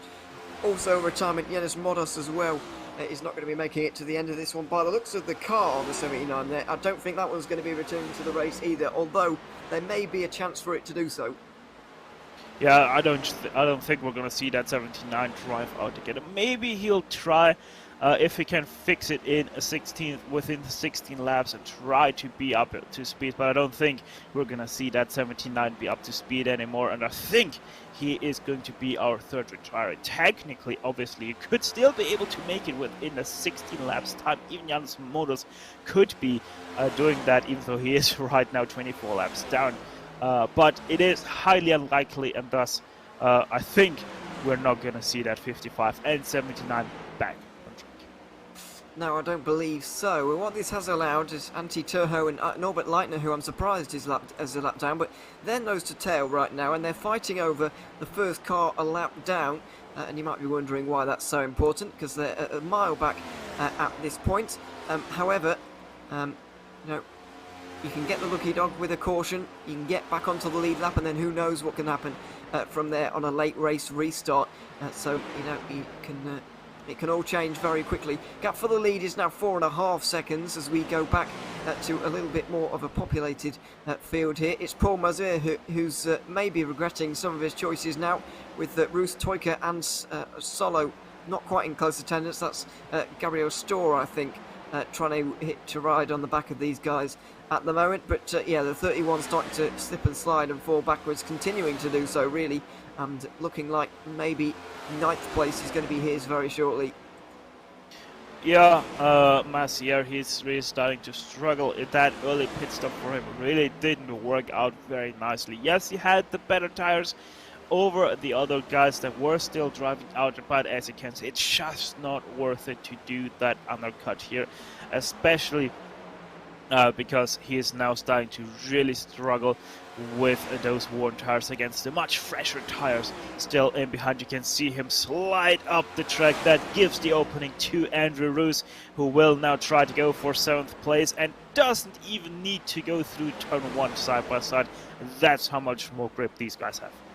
Yeah, absolutely. I think Mazir is kind of resigned to his fate at the moment, and if he battles this too hard, then he might allow Solo and Oivinen and Gunnarsson and also Erling all involved here, and he doesn't really want that at this stage. He's trying to pick up as many points as possible, and fighting over 4 or 5 points here right now is going to cost him maybe 20 a little bit later on if he lets this go too much. But he slots in here at the moment. Timo Toyka has not followed Andrew Roos through, which I was expecting. I have to say I was expecting one to go through and then in short order the other, but doesn't look like it's quite happened like that. Toyka just biding his time and heading to the inside line now. Mazir wants the outside, and we keep talking about the run that you can get on that line, but it only really works if you've got the tyres to get the exit off of 4, and clearly the 31 has not. Yeah, the 31 is in trouble and he is continuing to bleed positions here. So most definitely we can see that 31 with the early stop just not working out whatsoever. Can't even go down to the low line, as you were able to see into turn 1 on the back end of your screen. And at 16 now gonna also make that move count, and he is still 1 lap down, but that doesn't matter at all. Back to the front though, fighting for 3rd place, Broström versus Blinks. Blinks still continues to be in behind, and he knows exactly why, because there could be something greater on the line. The gap has gone down to 2.7 seconds between Lukomski and Broström, and they're continuing to be much faster. However, they're starting to run out of laps. They are indeed. 25 to go as we cross the line this time, I believe. Nussbaum goes over the line right now. There's a bit of a name mash there. Broström is the one in 3rd place right now, leading the pack with Blicht here. And Kevin Adam, by the way, I believe is going to be proving. Oh, sorry, no, he's exited his car. I thought our graphics, I thought it had told us that he's out of the pit lane, but he's not. He's out of that car actually. Definite retirement. Turns out we were correct in the end, and so he is going to be 17th and staying there throughout the rest of this one. So Eric Blicht is following on behind. This gap's hovering at 3 seconds, and to be honest, the trend is not really going downwards. There's a couple of laps here and there where Lukomski's losing some time. However, I don't think this is coming down quite quickly enough. And maybe Eric Blicht is going to be thinking the same thing, but the thing I'm wondering about is, when is the 95 here going to get a bit impatient? When is he going to resign himself to the fact that they're not actually going to get 2nd here? He'd better just start attacking Broström and trying to get 3rd here. At what point is he going to reach that? I think he's going to wait for the last 5 laps, because you never know, there still could be that gap shrinking, and right now Broström is doing a very good job. He is either holding the gap to Lukomski or he is closing it in, so the gap is continuing to shrink, but yeah, it is most definitely starting to really slow down for that shrinking, and I don't think that the 95 would even have their tires anymore to also try to attack Lukomski. And so right now it's just a game of waiting and seeing where your opponent is having weaknesses right now in his car. Where is he weak? Where is he strong? Can I attack him out of turn 4, or do I have to do it into turns 1 or 3? It all plays out right now. It will indeed. Let's see. As Eric Blicht is still hovering at the moment, just pushing along almost. Broström, towards 2nd place, quite possibly. The gap below 4 seconds for the lead for the first time in a while as well. A couple of poor laps actually. It's just a small mistakes really from Nussbaum. It was a 31-2 last time around, so loses another couple of attempts, but with 3.5 seconds and 20 laps to go, I don't think he's going to be too worried about that one. I think one of the battles that may well just re-emerge towards the end as well has got to be this one between Andrew Roos and Timo Teucher, 2 guys who have been fighting their way through the field throughout the day, and that was a bit of a hands-full moment for the 46 of Timo Teucher as well, but for the moment they've got a couple of car lengths between them and don't look like fighting too much at the moment. So yeah, Teucher really been in the wars today, if you remember back to the contact with Tony Oivinen. Interestingly, he's managed to leave the 84 behind. The first shot we saw of them, they were running back together again, almost helping each other back towards the front here, Stefan, but he's completely left the 84 behind now, and he's clearly better off without him, to be honest. He's made great progress inside the top 10 again. Yeah, the 46 most definitely didn't have as much damage as the 84 seems to have. Obviously, Oivinen not able to pretty much take any repairs of that damage because, well, quite frankly, we didn't have a caution anymore. So that probably is the real reason why Teucher is right now so much faster than Oivinen. I mean, it is only 7 seconds actually between Teucher and Oivinen, but 46 most definitely much higher up the ranks than the 84. Yeah, absolutely. It's a bit of a strange one, especially because Tony Oivinen was so good early on in this race at getting up towards the front again. He was really, really strong getting through. Oh, the barriers in the background, just hitting the wall in the background there. I think that might have been Mazur, possibly. Or the car that he was trying to get through, Stur, excuse me. Yeah, the white and green car there, just battling with a lap car, getting into the wall, and thankfully kept it on the straight and narrow. So everybody could keep racing and stay green, but that was a scary moment, and Mazir would have had his heart in his mouth, certainly. Yeah, most definitely that could have been very bad for the 31 if Stöhr would have bounced back awkwardly from the safer barrier, but no real harm was done. Mazir was anyway dropping away from the two guys in front, so I don't think even he lost that much time from it anyway, so could have been much worse. However, Cyril Nussbaum, he's continuing to lead away, nearly 4 seconds now the gap is. He's most definitely selected cruise control, feet up in the air, just wheeling that car to the finish.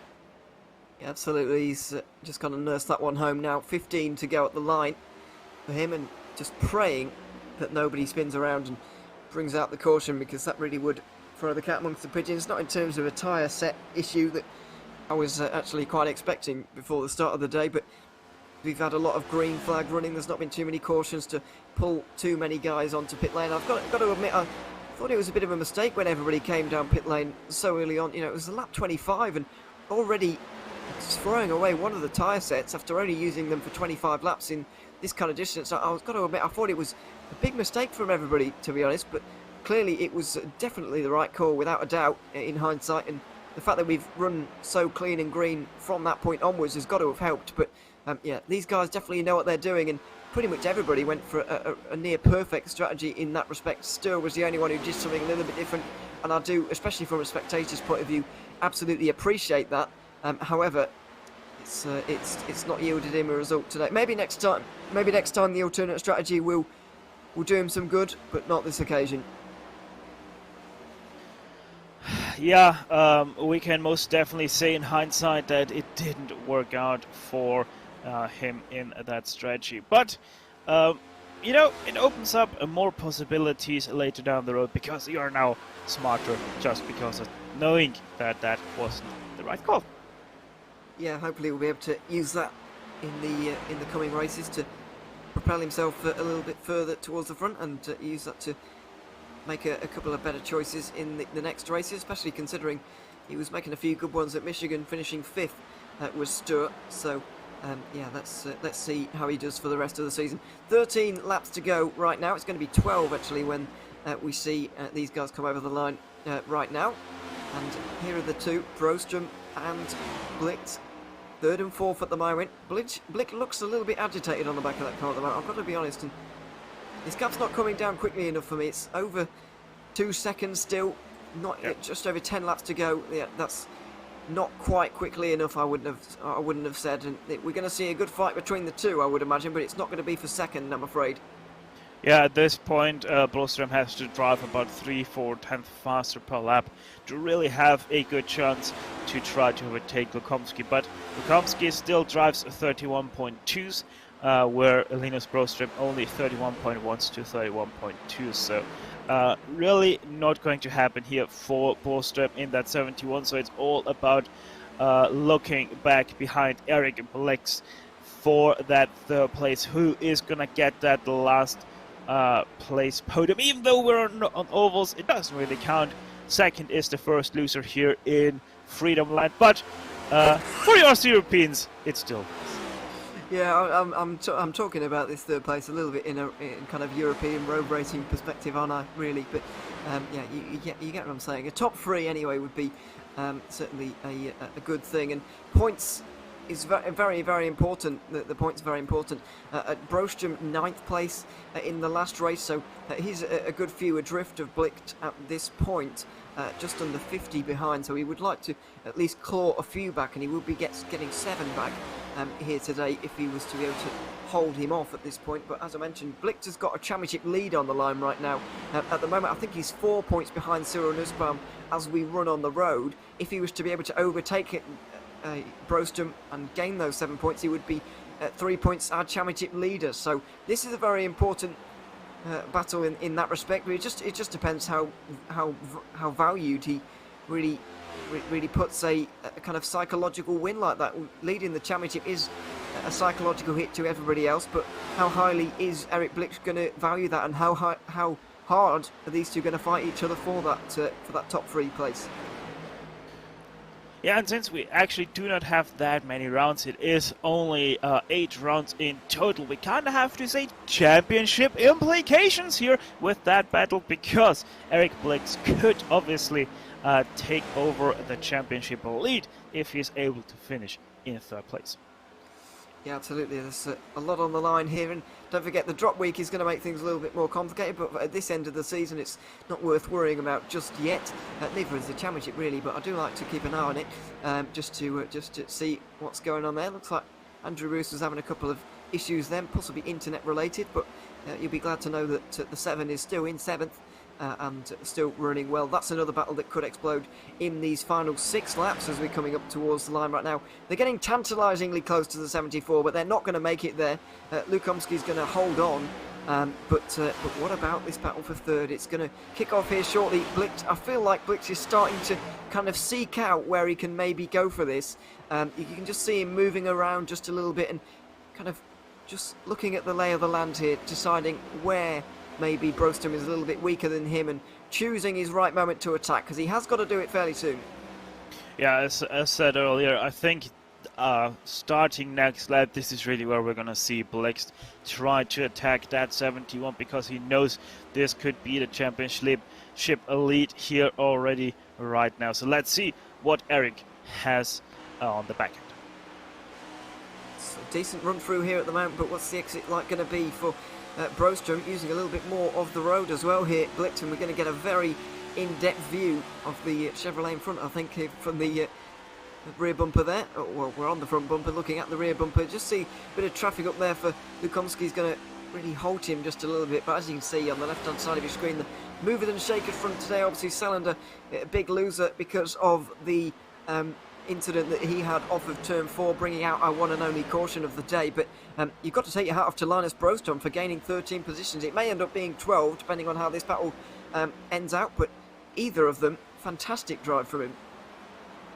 Yeah, most definitely. Brostrom from 16th up to 3rd place. Most definitely no small feat in a field like we have out here today. Extremely fast, extremely well, and good racing as well. Free to go as things stand, and just 90 seconds for Eric Blix to make a move here. Is he going to leave it all to the final lap? Does he believe that being behind going on to that final lap is the best strategy here? Because he's sticking behind for an awful long time. I would have expected him to at least have an attempt by now, Stefan, but he's really not even had a dive down the inside or anything. We've not seen side by side between the two of them at all yet. Yeah, Brostrom is doing a really good job. He is fast where exactly he needs to be fast. He's taking all the right lines right now, and obviously with how worn out these tires right now are, it also is a little bit difficult to get those runs you need, and especially to have those dives that you need to take away that 3rd place from Brostrom, as they now going to enter the last lap of this race. They are indeed. The white flag is in the air for Cyril Nussbaum, who's been leading this one for a very, very long time indeed. He's pretty much led the last 130 laps of this one, and now for the last 80 about, he's been clear of the field by quite a long way. Lukomski challenged him for a fair amount of time, but it's been complete domination from the number 99 car here, possibly taking the championship lead, but definitely taking the victory here at Nashville SuperSpeedway. Cyril Nussbaum knocking out this performance. Absolutely fantastic from him. It's going to be 2nd place for Lukomski. Eric Blix with barely an attempt going on here at the end on Linus Brostrom for 3rd. Not able to get through, and so Cyril Nussbaum is not only confirmed as your race winner, but also your new championship leader by 4 points. A very deserved championship lead as well, Stefan, considering the performance he's put on today. Yeah, the French driver with a great performance, great drive, didn't put a foot wrong, so very well deserved win and championship lead after 2 races. The 99 surely very delighted about that one, and I'm pretty sure those donuts will taste very nice. They will indeed, as he waits to get them underway, gets up the banking, and just as a small 180. I hope he's got some fuel left to do, and I'm sure he will do, as he does a burnout for the Eracing crowd on the right hand side. There it is, coming towards the start finish line, and today it's going to be for him. A fantastic race and a really good performance from Nussbaum. Not challenged in a way that I've not seen in a NASCAR race for a very long time. I've got to be honest, these races always come down to the final few laps, and pack racing, obviously, as we saw earlier on, is always very prominent in these, but it's been a very long time since I've seen a race won like that from Cyril Nussbaum. He took it by nearly 5 seconds in front of Dominik Lukomski. Linus Brovstom held on for the top 3 ahead of Eric Blicht, who's now still second place in the championship, but just that little bit closer. Alexander Arduson is in 5th, or finished in 5th. Pole sitter Hagman disappointed possibly with 6th. Timo Teuker recovered well to 7th, pipping Andrew Roos in the final laps to that position. Paul Mazier, with that bold strategy call, comes home 9th ahead of Daniel Solo in 10th position by the end of this one, and indeed the first Ford that we've seen on the grid after these 160 laps. Then in 11th position it was Jonas Gunnarsson ahead of Robert Erling. Tony Uvenen was in 13th position ahead of Antti Terho. Norbert Leitner in 15th in the end. Gabriel Storr was the final man to cross the line, 1 lap down, and in 16th position, and there are your retirees as well. Kevin Adam, Jonas Modos and Andre Selander all not making it to the flag in this one. I'm afraid the Fords not having a particularly good day on that one. Let's take in some driver interviews then, and we're going to start with the man who came in 3rd position after the end of that one, Linus Brovstom, holding off Eric Blixt towards the end. Linus, welcome on to the booth. It's good to have you along. Took us through those last couple of laps and, well, basically the last stint really. You were trying to chase down the second place. You couldn't quite get there, but you held on for 3rd. What was it like? Well, when we came out of the pits, we had a gap of maybe 6 seconds up to 2nd place, and I had Eric behind me, and he basically just pushed me along the whole way, which is what we needed to do. And we closed that gap down to just under 2 seconds. So the gap before the pit stop was 4, so we gained in way more than what we lost on the pit stop, but unfortunately the gap before the pit stop was too big. But then towards the end, when we realized we weren't going to get there, it was just a matter of trying to back up my corners to see where he wanted to back off and which lines he wanted to take, and try and kind of force him to check up a bit more than he wanted to, and try and give him as much dirty air as possible to wear his tires out. And then towards the end, I was just waiting every time he had a run to make it dive up the inside, but he never did. And I got the inside for the final corner, and thankfully I was able to hold him off and score a 3rd. So really happy about the race today. I was messed up qualifying big time, so I think I started like 16th or something. So to finish 3rd is a great achievement. Were you maybe surprised that Eric Blicht didn't attack you a little bit earlier on in that race? Because it was quite clear to me, at least watching on, that you weren't going to get to 2nd place. So I was surprised Blixt didn't make more of a move. Were you surprised sitting there as a driver?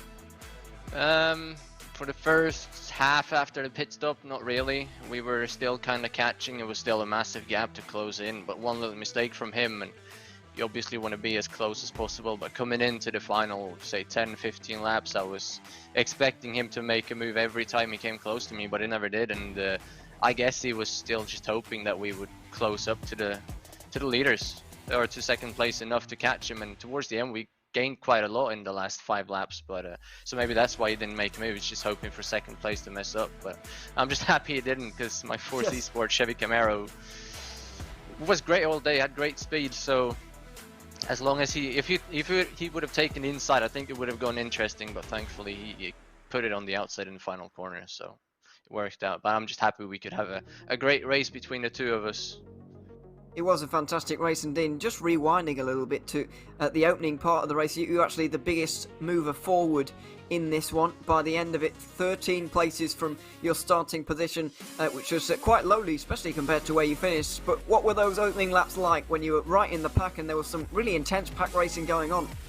Yeah, the first few laps were a lot of like 2 and 3 wide racing, which is what you get with this car around here. But it was great fun, and then when we started to spread out a little bit, we kind of tried to single file out, me and my Force Esports teammate, to get back up to the leaders. But there was one car that kept going on the inside, side drafting everybody, slowing us down, causing us to lose the leaders. So that was a bit frustrating. But then after the first caution, I think I kind of got ahead of that, and we were able to keep up with the leaders somewhat, and then it happened again. Somebody side drafted for a few too many laps, and the leaders were just gone. And then through the pit stop, I wanted to pit as late as possible, which I did. I was able to get 5 bonus points for the lap led as well, which is the main goal before I pitted. So after that, I just pitted, gave the lead to my teammate who got 5 bonus points, and then he pitted, and then all we could do was just go as fast as possible. But the first part of the race was great, all the 2, 3, almost 4 wide racing. I love doing that. It was very fun to watch as well, and I'm glad you enjoyed being a part of it. Well, we'll let you go now and enjoy that 3rd place that you've thoroughly well earned here today. Linus, congratulations on your drive today, and thanks for coming to talk to us as well after the race. Thank you so much. There we are, Linus Brodstrom of that 71 car coming to talk to us after the race, and seems very pleased with his afternoon, which is very, very pleasing indeed. So yeah, we'll see how he does in the next few races. Obviously, Phoenix coming up, Las Vegas after that, Pocono, Talladega, Richmond and Charlotte to round off your championship. We'll just wait a couple of minutes here before any of the other top 3 will come and join us. So hopefully we'll get to speak to Nussbaum and Lukomski at some point before we hand you back to the team for the post-race show. But Stefan, a word on Linus Brodstrom, since he came to talk to us for an interview, and we thank him for that, of course. But what a great drive from him here today. I mean, absolutely fantastic from him. You've got to take your hat off, really. 13 places upwards. Yeah, you were really able to hear how he was very delighted about his performance here today. Nashville SuperSpeedway, one of its kind, pretty much 1/3 mile of a track, fully concrete as well. I mean, you can see why this is a concrete track, knowing that the Bristol Motor Speedway Company is also owning the Nashville SuperSpeedway. So it is most definitely a much different challenge than pretty much all other tracks, even compared to Bristol. So yeah, it is just that, and it leaves up for much more to hope in general, also from the whole field, because the racing was really good. We only saw one minor crash basically that led to a caution, so really looking out for that next race. We saw as well that it was very impressive. We could have really seen quite a lot of cautions in this race, but you remember Tony Uvenen's big spin onto the grass. Well, not a spin onto the grass, but he got onto the grass and somehow held on. So I think it's a testament to the drivers, as much as we can talk about the circuit, obviously, but I think it's a testament to the drivers, really, that there was only one caution here today, because there were plenty of opportunities for there to be more. Most definitely, yeah. We've had a few spins. I mean, just 10 laps before that we saw, or 15 laps before that, something like that, we saw that touch and spin to the infield of 2 cars that also didn't produce a caution. So it is really interesting that we didn't see more. We had a couple of bump and runs as well, side swipes as well. So these guys were at times a little bit lucky that a caution didn't proceed. Yeah, absolutely, especially considering there's some fairly large crosses at Michigan. We were able to avoid them for the most part for this Nashville race, and unfortunately Andre Salindo was a victim to a pretty big crash in that one, and it eventually ended his day in 19th position. Very disappointing. But speaking of the championship, as I mentioned, I believe, using my very average maths, that Cyril Nussbaum is going to be leading this championship by just 4 points ahead of Eric Blix, but still a very, very long way to go in this one. Some of the others who were right up towards the front didn't have a very good day today. Obviously, Ocean Walsh was not here. Kevin Adam retired. Norbert Leitner finished a lap down, as did Gabriel Storr. And Daniel Solo was low part of the top 10. Linus Brodstrom, 9th, put on a good performance, and so did Lukomski. So, only 3 or 4 of the top 10 there, Stefan, really put in a good performance today, which is going to really turn this championship on its head already, I guess. Yeah, it really is going to be interesting how all of that proceeds. We have seen great performances, we haven't seen good performances, we have also seen bad performances. So, as said, Nashville is just that one track that is so different from every other track that we have on the calendar. So you really can't go too much into detail and try to pick something out of this track that will also translate to others. But still is one race that could decide the championship.